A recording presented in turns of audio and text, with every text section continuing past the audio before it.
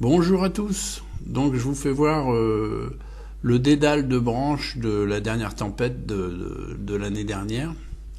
Et du coup, il a fallu que je change de chemin. Je peux plus passer au chemin qui était avant parce que des arbres sont tombés les uns avec les autres. Donc je me suis refait un petit parcours pour pouvoir passer. Parce que transporter une ruchette, une ruche, etc. de là-dedans, bah, c'est assez compliqué. Mais bon, d'un autre côté, il faut bien le faire.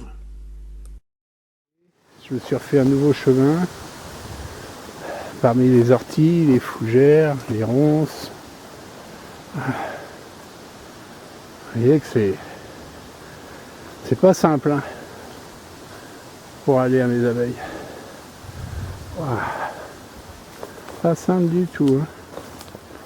Allez. Donc on est le 20 août et on voit que la végétation est en train de commencer à faner. Sinon c'était plus haut. Donc on peut voir que c'était impénétrable. Donc il a fallu que je coupe un peu les ronces, les branches, etc. pour pouvoir passer. C'est la brousse. Oh, c'est un joli biotope. Hein. Sinon, là on a des frênes et des peupliers.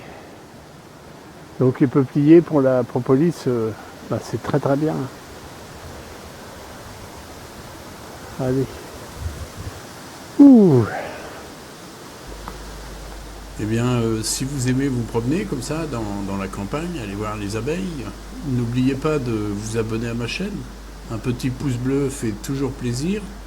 Et n'oubliez pas d'activer la cloche en haut à droite pour recevoir les nouvelles vidéos.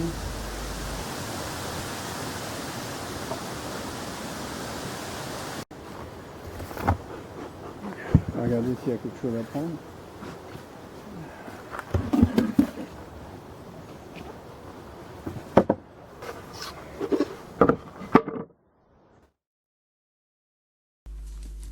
Donc il reste 2 hausses dans la forêt. Donc là je vais regarder parce qu'il va falloir les enlever, regarder ce qui reste dedans. Mais on va s'apercevoir qu'il n'y a pas grand chose, hein, très peu.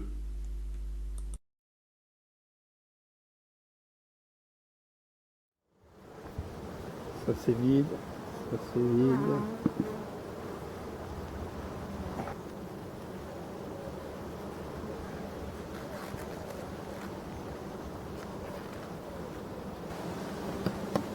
Voilà, c'est pratiquement fini. Hein. Je vous dis, dans 8 jours, j'enlève tout le monde là. Et récupère tout de suite. Hein. 2-3 gouttes, je prends pas. Bon, bah ça va être fini. Hein.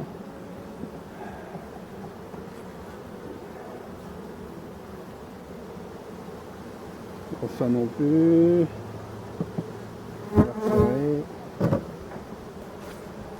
Donc là, elles ne feront plus rien, c'est pour remplir. Hein. Voilà. Comme ça, la prochaine fois, j'emmène tout ça.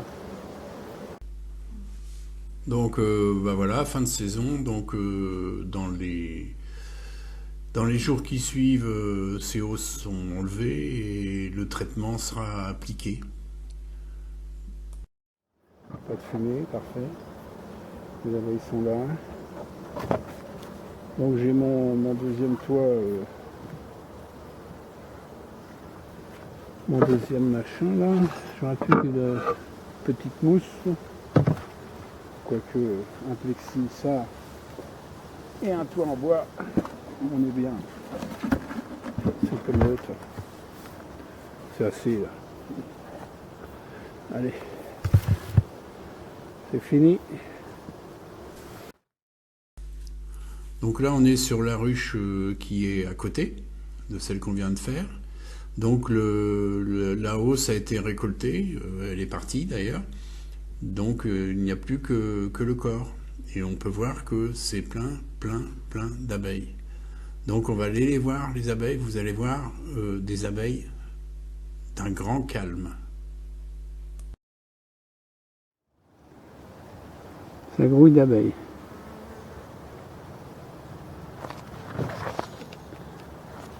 Normalement elle est calme celle-là.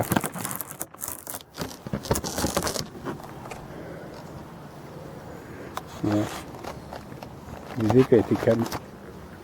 On va descendre un peu ça.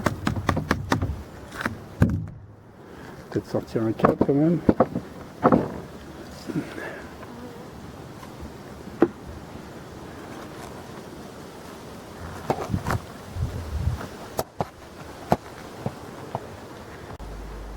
Comme quoi la baignoire peut être très calme.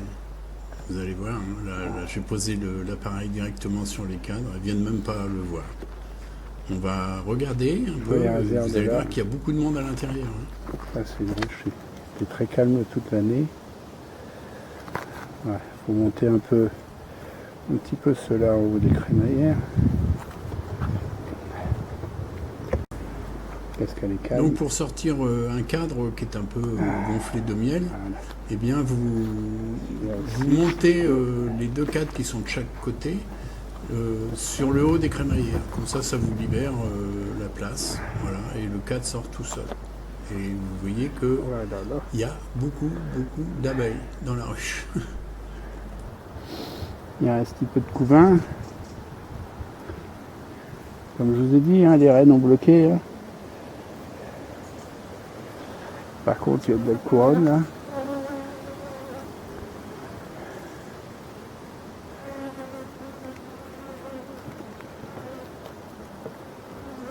Oh, la réserve, hein.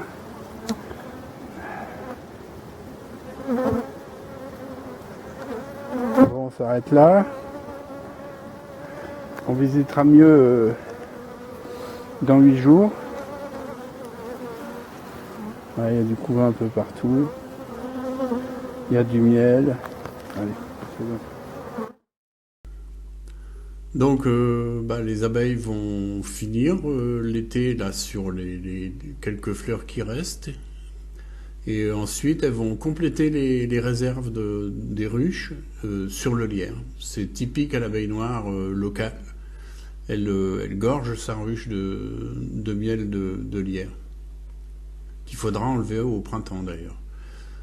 Pour l'instant, voilà, une très belle colonie. Septembre.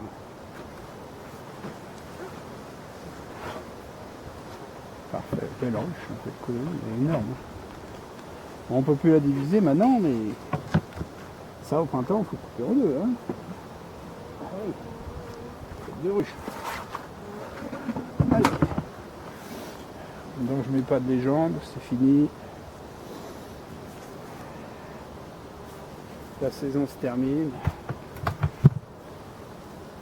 On va aller vous faire voir dans la foulée que la légende, vous voyez, dans la foulée, hein, de l'abeille noire, je viens d'ouvrir la ruche.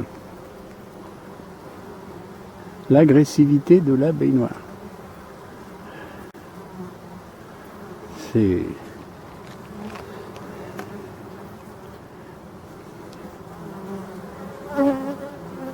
Voilà, ça rentre.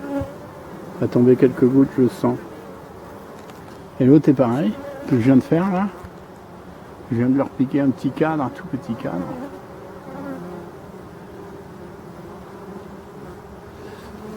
Allez. Donc je répète, on est le 22 août. Et là, il doit être 15h, 15h30. Le ciel est menaçant, gris. Je pense qu'il va pleuvoir. Il y a un peu de vent, mais dans la forêt, c'est à l'abri.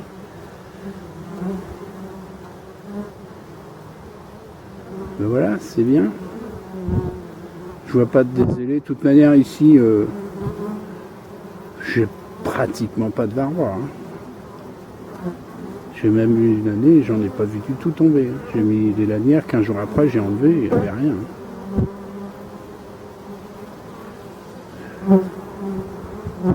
Donc pourquoi je sais pas.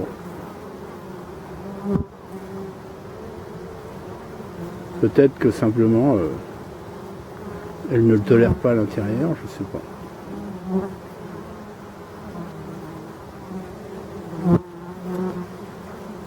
Donc Donc là on voit qu'il n'y a pas de pollen, hein, c'est rentrée de nectar pour passer l'hiver. Donc je continue, ça fera mon troisième hiver où je ne vais pas nourrir du tout. Parce qu'on s'est fait peur tous, mais ou alors c'est peut-être certaines abeilles qui ont besoin dans la grosse production, qui ont besoin d'être nourries. Ouais, non. Je les laisse s'organiser. Allez, hop.